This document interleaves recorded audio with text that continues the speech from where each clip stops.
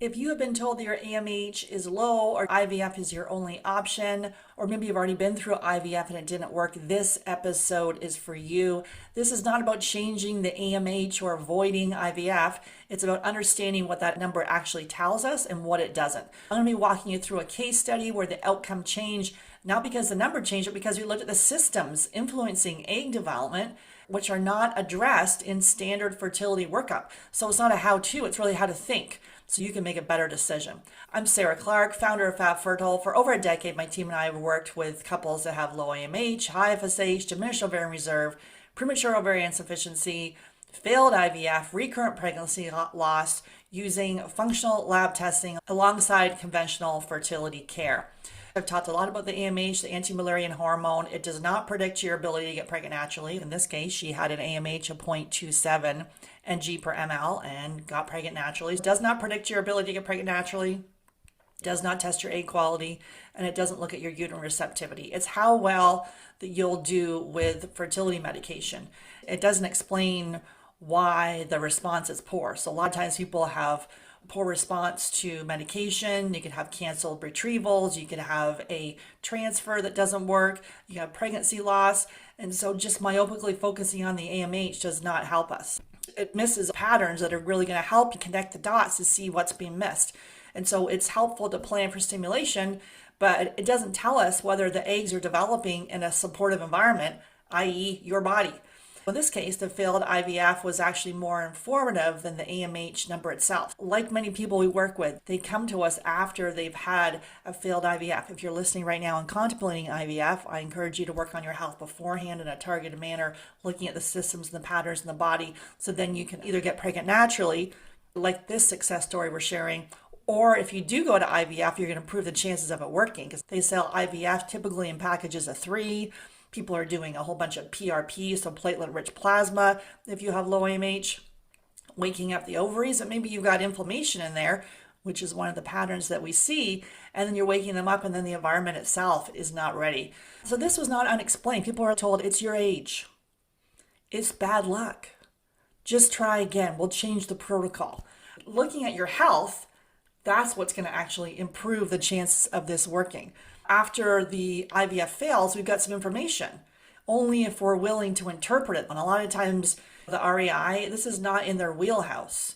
We don't want to exclude IVF. We want to improve the chances of the next one working, or if you're contemplating this, to improve the chances of it working for the first time. If there's long-standing signs of digestive issues, immune function, hormones, stress, a lot of times are just not connected. Looking at some of these patterns, so the inflammatory load. If you've got inflammation, long-standing inflammation, this is one of the patterns we see with the couples we work with. And for this specific person, it was high inflammation in the body. Nutrient absorption and utilization, not absorbing the nutrients. We see it again and again, fed but malnourished. And the brain hormone signaling. The brain hormone signaling, if the system is constantly under strain, not enough resources, too much stress, this is quietly going to turn fertility down, even if the hormone levels look okay on paper. So there might be inconsistent ovulation, or the hormone timing can be off, or the ovaries just don't respond the way we'd expect, especially during IVF. And in this case, another pattern we saw was the nervous system state. So if you've got a dysregulated nervous system from all the stress you've been under, that can be why this is not working, and definitely one of the top patterns that we see over and over again. So when we step back, there's things that we can do. So they don't tell us what to fix. They tell you what needs to be evaluated. If IVF is layered on top of a stress system, the foundation is not prepared. And that's where looking at a second opinion from a functional standpoint can really help after a failed cycle. We didn't intervene randomly here. We addressed systems in a specific sequence because the physiology is in a hierarchy. And so what we did is we used testing, and then we figured out exactly what was happening in this person's body to be able to then look at her health. And we're not forcing pregnancy, we're restoring the capacity. So it's not a checklist, it's clinical work, really looking at patterns and how do we help someone implement these changes. And so when we knew it was working, as we saw the cycle became more predictable.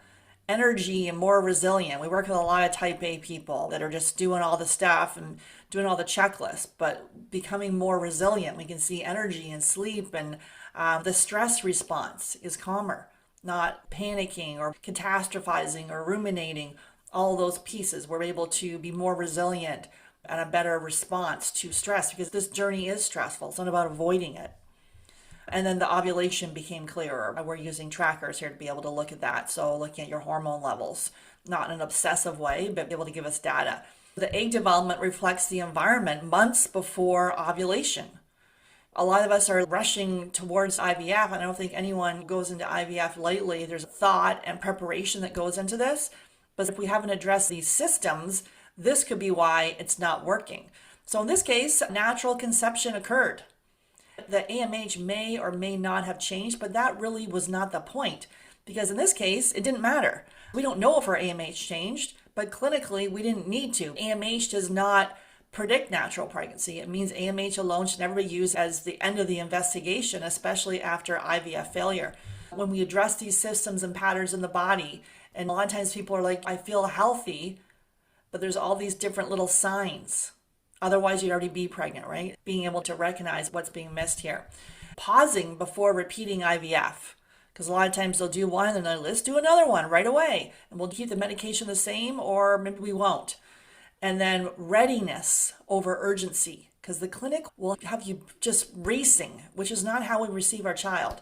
And getting a second opinion. So I offer a functional fertility second opinion, looking at your blood work, what you've experienced right now from your fertility journey, and having you look at this completely differently so we can improve the chances of it actually working.